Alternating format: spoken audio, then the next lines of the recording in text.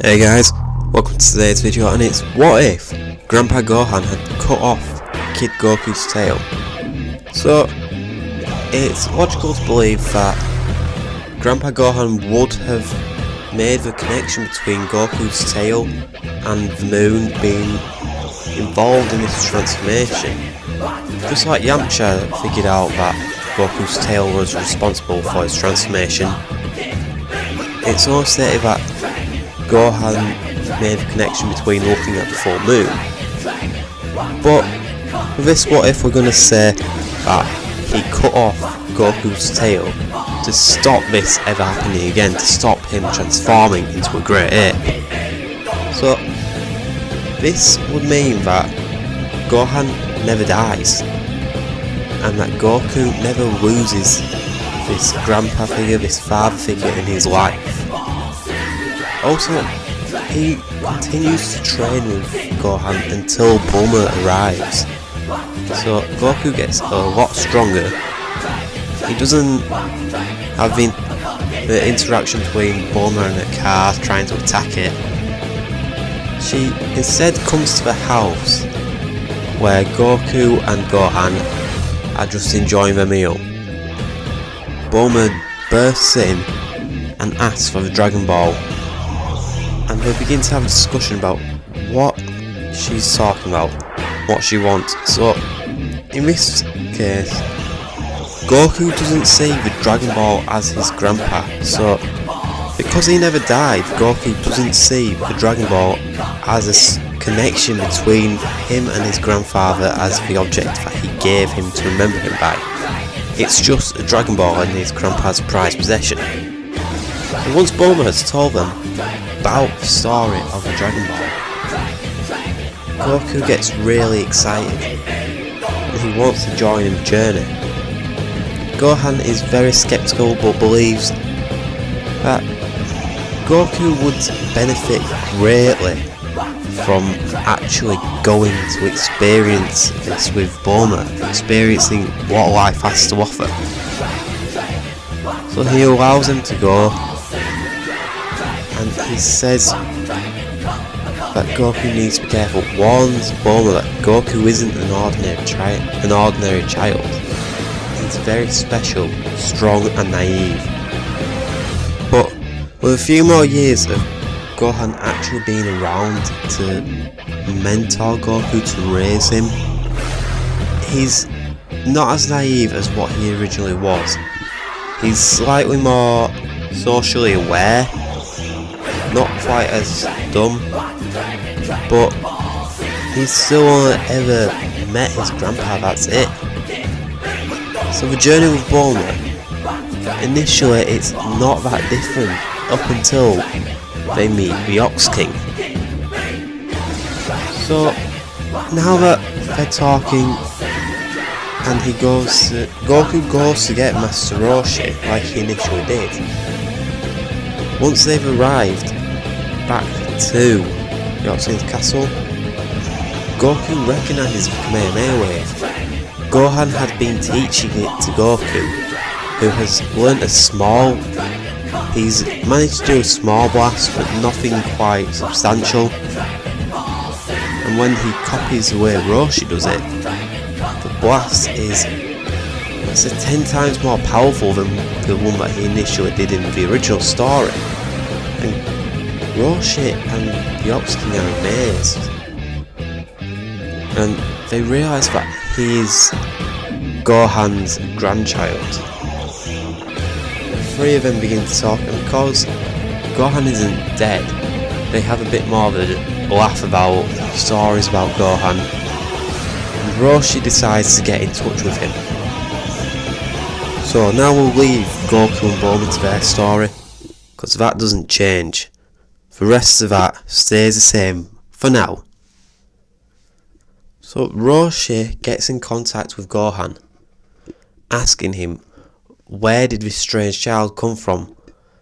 He says that he was once told by Gohan about this child with a tail that fell from the sky.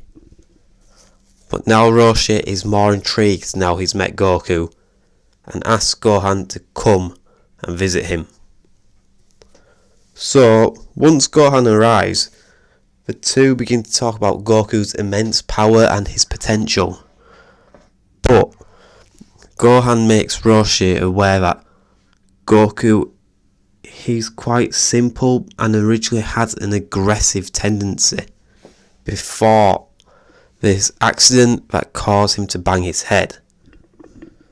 Now, they need to figure out a way to try and develop Goku to be, well, not a good person because he already is, but they need to let him control his power and develop it to the best abilities that they can.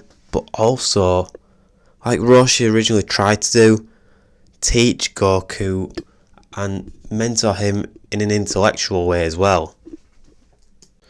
Gohan, however, is very concerned about the idea of Goku getting stronger. He doesn't quite know whether his aggressive tendencies will come back out.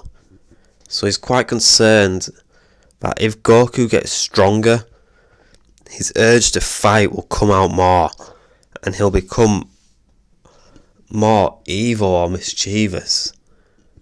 So Gohan asks Roshi if he can stay around and train with him. So the two of them are training together in, I'm not sure how long Bulma and Goku's journey to get the Dragon Balls was initially. So it's the next 2 months before Goku shows up. The two of them are training, getting back to their peak. So they can develop enough so that they get stronger, enough so that they can stay ahead of Goku. So when Goku arrives, he's shocked to see that his grandpa is on Roshi's island. Gohan says to him, "I will teach you too." So there's no idea of Roshi sending Goku off to find a beautiful woman for him. So that means that launch never fits into the story. Krillin does show up and is confused who this second man is. He's explained to be Goku's grandpa and one of the greatest martial artists on the planet. So Krillin is even more excited to train with them, but no, he believes that Goku will get special treatment off the two elderly masters. So when their training begins, Roshi is very strict with them, but Gohan, he's softer with Goku. With the two of these masters pushing him on, they begin to get stronger quicker. Gohan knows more how to motivate Goku. So Roshi sticks to the training side and Gohan motivates the two. When they begin to get tired, when they begin to slack off, Gohan pushes them on, begins to get them to drive through all their fears about pushing through his training. He gets them to carry on. So the two actually become even stronger and their training goes quicker. When they're wanting to rush their training, Gohan tells them that he went through the same. He became very concerned about why they weren't actually learning martial arts skills and says there's methods to Roshi's madness. Trust me, you will get strong. Stronger than you could ever imagine. But when Roshi's asleep one night, Gohan takes the two of them out to teach them the Kamehameha wave. So Goku already partially knows it, but Gohan wants to teach him how to control it and teach Krillin how to actually do it.